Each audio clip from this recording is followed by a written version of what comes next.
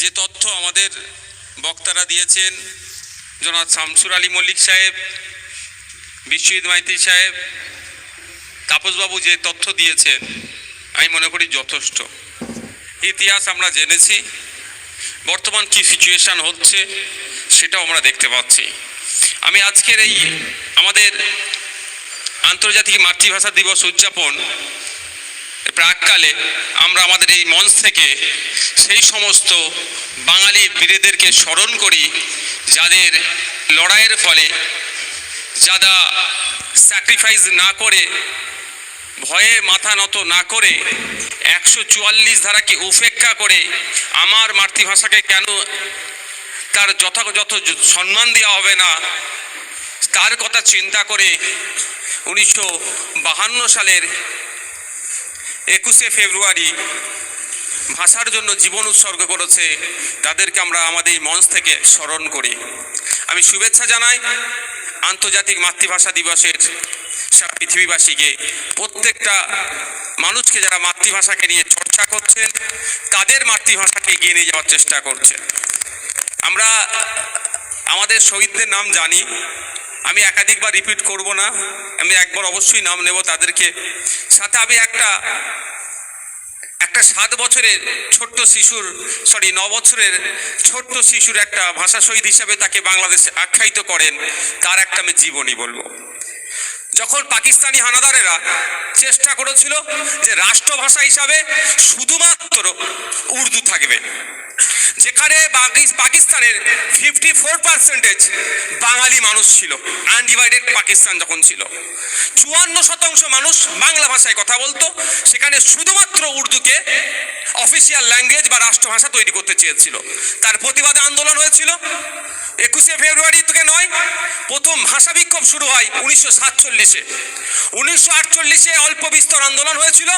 1952 ব্যাপক আকার ধারণ করেছিল। ওদের যখন ইন্টেলিজেন্স জানতে পেরেছিল যে কোনো সময় বড় একটা আন্দোলন সংগঠিত হবে, সেই জন্য 21শে ফেব্রুয়ারি সকাল সকাল 144 জারি করে দিয়েছিল। আমরা যখন বিভিন্ন আন্দোলন করতে যাই দেখবেন যেতে দেয় না, বলে কি 144 কেন?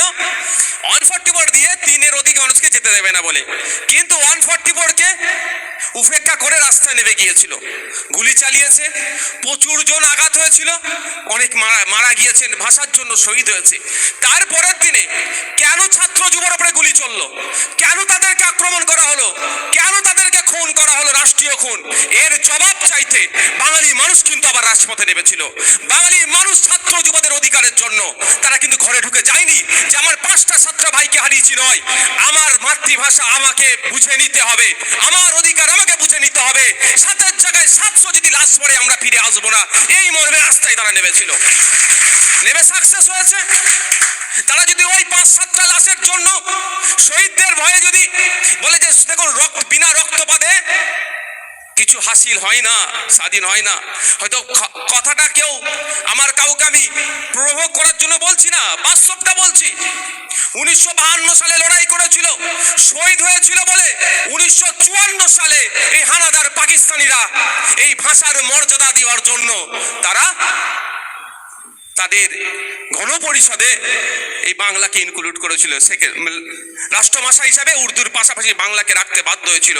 আর 1956 সালে পাকিস্তান যে সংবিধান তৈরি করেছিল, পুরোপুরিভাবে ওই সংবিধানের মধ্যে বাংলা ভাষা স্থান করে নিয়েছিল। এই স্যার যাদের আমাদের স্যারের পরিবারের লোকজন আছে, এই যে লড়াই করেছিল বলে যেটা বলছিলাম, 9 বছরের একটা শিশু ছাত্র, সেও আন্দোলনে নেমেছিল, সেও বুঝতে পেরেছিল তার সময়ে, তৎকালীন সময়ে, যে আমার মায়ের ভাষা যদি আমার কাছ থেকে কেড়ে নেওয়া হয়, আমার মায়ের ভাষা অর্থাৎ আমার মাতৃভাষা যদি অস্তিত্ব না থাকে, আমার অস্তিত্ব থাকবে না।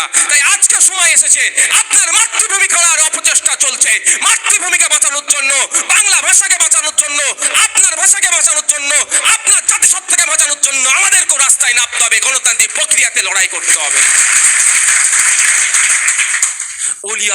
অলিউল্লাহ ছেলেটার নাম, ছেলেটির নাম অলিউল্লাহ, পিতার নাম হাবিবুল্লাহ। সেও নবাবপুর রোড বা তৎকালীন সময়ে অবিভক্ত আপনার পাকিস্তানের নবাবপুর রোডে মিছিল বেরিয়েছিল। সে দেশের বিভিন্ন জায়গাতে বাঙালি মানুষজন তাদের ভাষার অধিকারের জন্য এবং যারা ভাষার অধিকারের জন্য লড়াইয়ে নেমেছিল তাদেরকে কেন রাষ্ট্রীয়ভাবে খুন করা হলো, তাদের উপর হত্যা কেন চালানো হলো, এর জবাব চাইছে। তখন অলিউল্লাহ নামে এক 9 বছরের ছাত্র বেরিয়েছিল, তাকেও গুলি করে শহীদ করা হয়েছিল, তাকেও বাংলাদেশের মানুষজন। আমরাও তাদের বলবো যে ভাষা শহীদ হিসাবে তাদেরকে দেখে নেব। তাদের অক্লান্ত পরিশ্রম ভাষাকে টিকিয়ে রাখার জন্য আত্মত্যাগ আত্মবলিদানের ফলে ভাষা পাওয়া হয়েছে। 1999 সালে কথা বলছিলেন, আমি যখন ঢুকছিলাম বিশ্ববিদ্যালয় বললেন, হ্যাঁ 1999 সালে প্যারিসের ইউনেস্কোর যে প্যারিস অধিবেশনে 188টা দেশের স্বাক্ষরিত এই দিনকে আন্তর্জাতিক ইন্টারন্যাশনাল মাদার ল্যাঙ্গুয়েজ ডে হিসাবে সেলিব্রেশন করার তারা প্রস্তাব আনেন এবং 188টা দেশ সেখানে স্বাক্ষর করে। 2000 সালে ইউনাইটেড নেশন এটাকে তার যে সমস্ত সদস্য পদগুলো নিয়ে আছেন যে সমস্ত দেশ, সেখানেও নিয়মিত এই international mother language day celebration যাতে ভালো করে তার জন্য তারা ঘোষণা দেন। আমি একটু যদি ফিরে আসি এই মুহূর্তে, দেখুন আমি একটা দেখি একটা ট্রেন্ড চলছে বিভিন্ন জায়গাতে যে এই ভাষায় সেই ভাষায় কথা বলতে পারবে না, মহারাষ্ট্রে গিয়ে মারাঠি ছাড়া কথা বলতে পারবে না, এইগুলো যেগুলো চলছে এর আমি চরম বিরুদ্ধে। হ্যাঁ, আপনি উর্দু জানেন না, আপনি হিন্দি জানেন না, আপনি বাংলা জানেন না, আপনি মহারাষ্ট্রে গিয়েছেন, আপনি চেষ্টা করছেন, হ্যাঁ যেখানে যাচ্ছি তাদের ভাষায় সম্মান দেওয়া দরকার, কিন্তু আপনি এটা স্বাধীন গণতান্ত্রিক রাষ্ট্রে আপনি কাউকে জোর করতে পারেন না, এই ভাষাতেই কথা বলতে হবে। আর একটা যেটা বললেন মাস্টার সাহেব, অবশ্যই আমাদের একটা কোনো নির্দিষ্ট রাষ্ট্রীয় ল্যাঙ্গুয়েজ নাই, ন্যাশনাল ল্যাঙ্গুয়েজ হিসাবে একটা কোনো নির্দিষ্ট নাই। সংবিধানে এক্স শিডিউলে যাবেন, অ্যাডভোকেট আছেন এখানে, 22টা সেখানে ভাষার কথা উল্লেখ আছে, তেলেগু আছে, বাংলা আছে, আছে আরো আপনার বাংলা, এই ধরনের 22টা ল্যাঙ্গুয়েজের কথা বলা আছে। আপনি যদি হয় দেখুন, এখন টাকার পেছনে আছে কি জানি না, পেছন দিকে দেখি না, আগে দেখতাম রিয়া থাকে, এখন অনেকটা বেড়েছে। তো এই ধরনের প্রত্যেকটা ভাষাকে দেশ সম্মান করে, এটা আমাদের দেশের এটাই তো নতুনত্ব, এইটা তো আহমিয়াত, এটাই তো গুরুত্ব সারা পৃথিবীর কাছে। আমরা এত বড় গণতান্ত্রিক রাষ্ট্রে থাকি, কিন্তু দুর্ভাগ্যের বিষয় কেন্দ্রের অপদার্থ বিজেপি সরকার আছে, সে তার প্রমিস গুলোকে ফুলফিল করতে পারছে না। যে কটা প্রমিস করেছে ম্যাক্সিমাম তারা ব্যর্থ হয়েছে। এই ব্যর্থতা ঢাকা দেওয়ার জন্য হিন্দি, হিন্দু, হিন্দুস্তানের স্লোগান তারা দেওয়ার চেষ্টা করছে, মানে সাবজেক্ট ছেড়ে অবজেক্টকে দিয়ে সাবজেক্ট হিসেবে চালানোর চেষ্টা করছে। কদিন আগে আমাদের দেশের আমাদের প্রতিবেশী আমার পাড়ার হিন্দু ভাইটা তার ধর্মীয় কাজ করার জন্য কুম্ভে গিয়েছিল। দুর্ভাগ্যের বিষয় অপদার্থ বিজেপি সরকারের তার অব্যবস্থার ফলে তাকে রাষ্ট্রীয়ভাবে খুন হতে হলো। এই প্রশ্ন যখন সারা ভারতবর্ষ তুলছে, অবিলম্বে যোগী আদিত্যনাথ সরকারকে জবাব দিতে হবে। ওই অপদার্থটা এই জবাব না দিতে পারার জন্য উর্দু ভাষাকে আক্রমণ করছে। মানে সাবজেক্ট কি, তোমার রাজ্যে এত বড় একটা ধর্মীয় অনুষ্ঠান হবে, তুমি ফেলাও করে অ্যাড দিচ্ছ, প্রায় 5,000 কোটি টাকা বরাদ্দ করছো, কেন্দ্র সরকার প্রায় 2,000 কোটি টাকা দিচ্ছে, 7,000 কোটি টাকা নিয়ে তুমি এত বড় একটা প্রোগ্রাম করছো, সেই প্রোগ্রামে আসা গরিব খেটে খাওয়া মানুষেরা কেন রাষ্ট্রীয়ভাবে খুন হলো, এর জবাব যখন চাইছে উত্তর নেই, তখন কি করতে হবে? উর্দুকে আক্রমণ করো, উর্দু ভাষাকে নিয়ে বাজে বলো। এই ভারতবর্ষে বাংলা ভাষার যতটা গুরুত্ব আছে, আমার কিন্তু মাদার টাং উর্দু নয়, এটা মাথায় রাখবেন। আমার মাদার টাং হিন্দি নয়, আমার মায়ের ভাষা কি বাংলা।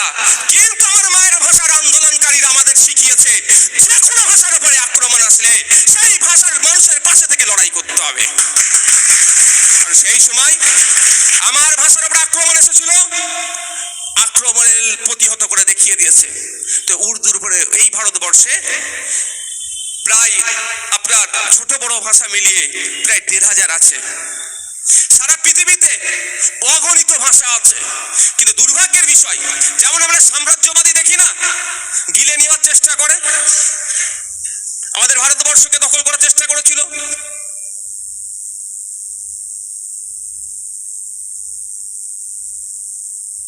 হ্যালো হ্যালো, ওটা রেডি করো। সাম্রাজ্যবাদীরা যেরকম ভাবে আগ্রাসনবাদীরা যারা আগ্রাসন করে, তাদের দ্বারাই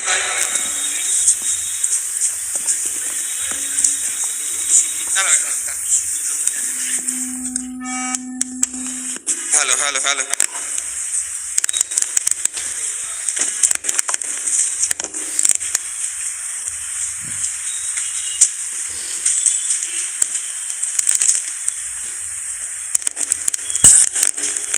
যেভাবে সাম্রাজ্যবাদীরা বিভিন্ন দেশকে দখল করে তাদের ক্ষমতা দিয়ে দখল করে তাদেরকে পরাধীন করে রাখার চেষ্টা করে, ঠিক কিছু মানুষ আছে বা কিছু এলাকা আছে ওই ধরনের ভাষা সাম্রাজ্যবাদীদের দখলে নিয়ে যাওয়ার চেষ্টা করছে। তার বিরুদ্ধে আমাদের ঐক্যবদ্ধভাবে লড়াই করতে হবে। আমরা আমাদের মাতৃভাষাকে নিয়ে যারা ছেড়কার করবে তাদের বিরুদ্ধে যেমন কথা বলবো, অন্য কারো মাতৃভাষার ওপরেও কোনো রকম যদি আক্রমণ নেমে আসে আমরা একইভাবে তার প্রতিবাদ করব। কারণ আমার মাতৃভাষা বাংলা আমার কাছে যতটা প্রিয়, অন্যান্য তামিল তেলেগু থেকে শুরু করে মালায়ালাম থেকে শুরু করে অহমিয়া থেকে শুরু করে উর্দু থেকে শুরু করে কাশ্মীরি থেকে শুরু করে তাদের কাছেও তাদের মাতৃভাষাটা অতটাই প্রিয়। তাই আমাদেরকেও এটা লক্ষ্য রাখতে হবে। শুধুমাত্র অপদার্থতা ঢাকার জন্য এই অপচেষ্টা চালাচ্ছে সে কেন্দ্রের বিজেপি সরকার, চাই সেটা উত্তরপ্রদেশ হোক আর বিভিন্ন জায়গায় হোক। উনি স্বপ্ন দেখিয়েছিলেন বছরে 2 কোটি চাকরি দেব, বিজেপি সরকার কেন্দ্রের সরকার দিতে ব্যর্থ হয়েছে। এখন কি দেখছেন, খাজা হুজুরের মাজারের নিচে নাকি মন্দির আছে। উনি স্বপ্ন দেখিয়েছিলেন বিদেশ থেকে কালো টাকা ফিরিয়ে নিয়ে এসে অ্যাকাউন্টে 15 লক্ষ করে টাকা দেব। বিদেশ থেকে কালো টাকা ফিরিয়ে নিয়ে আসা তো দূরের কথা, 2014 থেকে 2025 যদি আপনারা তথ্য তুলে দেখবেন যে কত লক্ষ হাজার কোটি টাকা বিদেশে পালিয়েছে নিয়ে। তো এগুলো ব্যর্থ হয়েছে, তখন এই মসজিদের নিচে মন্দির খোঁজার জন্য একদল মানুষকে লেলিয়ে দিচ্ছে। উনি স্বপ্ন দেখিয়েছিলেন 1 টাকা সমান $1 হবে। আমরাও ভেবেছিলাম কিছু ডলার কিনে রাখবো। সেই 1947 সালের কথা আবার মনে পড়ে যাচ্ছিল যে এই সময় ডলার আর টাকার খুব একটা তফাৎ ছিল না, সম্ভবত 3 না 5 টাকা ছিল। আবার সেই সুদিন হয়তো ফিরে আসবে, কিন্তু দুর্ভাগ্যের বিষয় অপদার্থর হাতে সরকারি ব্যবস্থা উঠেছে।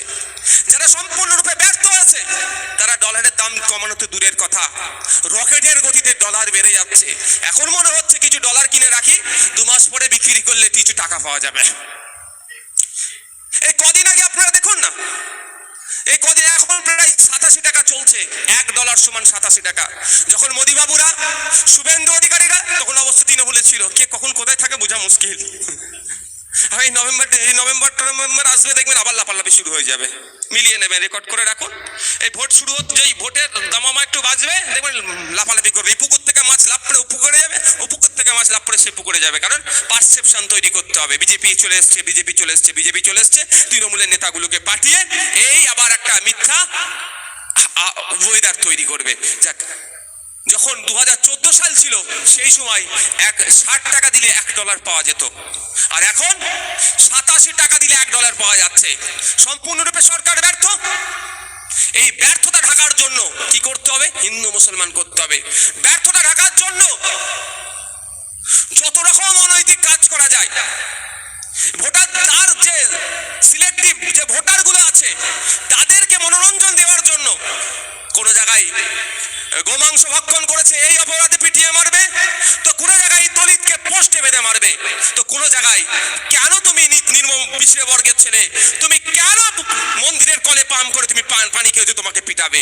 কি কারণ কি হচ্ছে, কোন জায়গায় ট্রেনের মধ্যে স্লোগান তুলে পিটানো হচ্ছে, তো কোন জায়গায় গায়ে মানে এতটাই আমরা কোন ভারতবর্ষে আছি আমাদের ভাবতে অবাক লাগছে যে এই ভারতবর্ষকে স্বাধীন করার জন্য মাস্টার সাহেব বলছিলেন ইন্ডিয়া গেটে যাবেন, 93,000 শহীদানদের নাম আছে যারা দেশের জন্য শহীদ হয়েছিল। সেখানে হেভি অংশই কিন্তু শুভেন্দু অধিকারী এখন সব থেকে বেশি যে জাতিটাকে গাল দিচ্ছে সেই জাতির মানুষ আছে, শুভেন্দু অধিকারী জানার পরও গাল দিচ্ছে। শুভেন্দু অধিকারী এখন যে জাতিকে টার্গেট করছে দেশ স্বাধীনের ক্ষেত্রে, ওই জাতির কিন্তু কোনো অংশে অবদান কম ছিল না। এখন বরঞ্চ যাদের চাটুকারিতা করছে, এখন যাদের গলা ফাটাচ্ছে, এখন যাদের কাছে নিজেকে বড় নেতা তৈরি করছে, তাদের যদি ইতিহাস দেখা যায়, হুজুর আমাকে ক্ষমা করুন চিঠি লিখছে ব্রিটিশদেরকে যে আমি আর স্বাধীনতা সংগ্রামে থাকবো না। ডিমোটিভেট করানোর চেষ্টা ছিল, মোটিভেট তো দূরের কথা। আমাদেরকে বলছে তারপরেও আপনাদের বলার, আমার এগুলো বলার কারণ হচ্ছে যে দেশকে গঠন করার ক্ষেত্রে যাদের ভূমিকা সামনের দিকে ছিল তাদেরকে ক্রমশ পিছনে ঠেলে দেওয়ার চেষ্টা হচ্ছে। কারণ কি, ওই যে প্রমিস করে ক্ষমতা এসেছিল সেটাতে ব্যর্থ হয়েছে। আপনাকে বলেছিল কৃষকের ফসলের দাম বাড়াবে, কৃষকের মাসিক গড় আয় বাড়বে, এখন আমরা দেখছি ক্রমশ কমছে। বলেছিল নোটবন্দির ফলে, যদি নোটবন্দি পরে দেশে আর উগ্রপন্থী কোনো বা অনৈতিক এসব কিছু হবে না, ভালো কথা, আমরাও সেটা ভেবেছিলাম। কিন্তু আমরা কি দেখছি, উত্তরোত্তর এই ধরনের কাজ বেড়ে চলেছে।